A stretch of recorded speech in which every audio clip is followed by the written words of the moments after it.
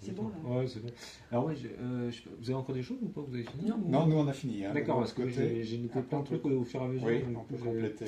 Alors, juste, quand vous avez parlé du CIRA, vous avez pointé quelques pays comme ça, Suède, États-Unis, France. En fait, c'est quoi le nombre de pays, le nombre de la diversité en fait pour avoir une idée en fait un petit peu plus comme ça, parce qu'en fait, à chaque fois, il y a quelques exemples, mais ça représente quoi comme pays, quoi. Boston, comme... Je sais pas si c'est il y a pertinent comme question. Il y a une différence entre les membres de ce Conseil international et puis les personnes rassemblées lors de nos conférences. Hein. Oui. Les personnes rassemblées lors de notre conférence touchent presque tous les continents. Oui, j'étais en train de chercher à Boston. Ouais. Presque tous les continents, à chaque fois. Par contre, les membres actifs. On a Canada, États-Unis, et puis pour le versant européen, on a Italie, Europe, Belgique, Suisse, Allemagne évidemment, Suède, Finlande. On a l'Amérique du Nord et l'Europe occidentale, en gros. Hein. Au niveau des membres actifs. Après, il faudrait arriver à se développer. Il y a des pays où c'est très difficile. Hein. Oui, il y a la Roumanie qui est très active. Qui est très active et c'est très difficile. Ouais, donc en fait, c'est quand même bien représentatif des pays occidentaux. Oui, complètement. Oui. Et là, on avait... mais il y a des pays où systématiquement, de toute façon, ça ne se discute même pas. C'est la mère qui a les enfants et puis c'est tout. Oui.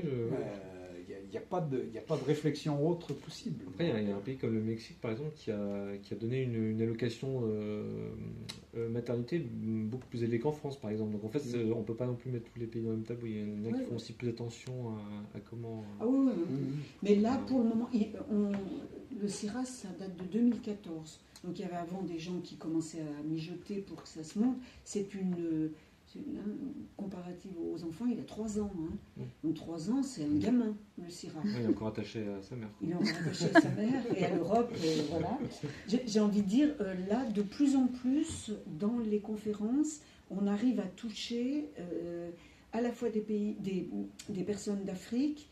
Là, on avait des personnes de Chine, hein, c'était des Chinoises qui ont participé avec nous. La Chine, c'est tout nouveau, jamais ça s'est étudié, jamais ça s'est pensé. Il y a une jeune chercheuse là qui a présenté son travail, ça nous faisait sourire avec bienveillance, avec beaucoup de bienveillance, parce qu'elle était super sympa, mais elle était comme, dans ce champ-là, hein, elle était comme nous il y a 10 ans en arrière. Mais c'est fabuleux pour la Chine, quoi. Et si on peut soutenir, on va soutenir, hein. Donc voilà, c'est un petit enfant, le CIRA. Tiens, je vais présenter comme ça. Je veux dire, on est tout jeune, ça va me faire du bien, on est tout jeune. Et donc en fait, vous investissez le champ de la recherche, parce qu'en fait, il y a aussi, quelque part, il y a aussi à diffuser l'information. Oui. Et cet aspect-là, vous le faites aussi ou...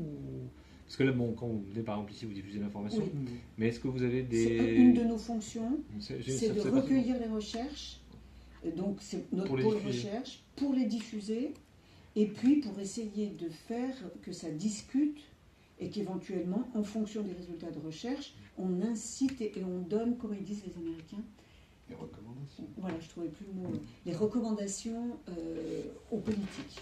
Comment se fait-il alors? Moi, j'étais responsable d'information dans un centre hospitalier spécialisé en psychiatrie.